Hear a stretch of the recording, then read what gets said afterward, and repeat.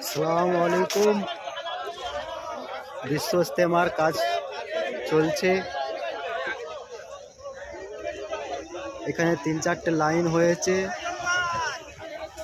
আর এই যে এখানে কাঠ দিয়ে গেছে, এই সমস্ত কাঠ সাইজ করে রাখা হচ্ছে কত সুন্দরভাবে।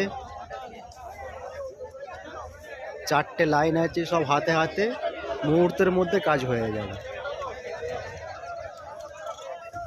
এই যে বাস থেকে লোক নামছে, এই যে লোক আসছে গাড়ি করে উপরে।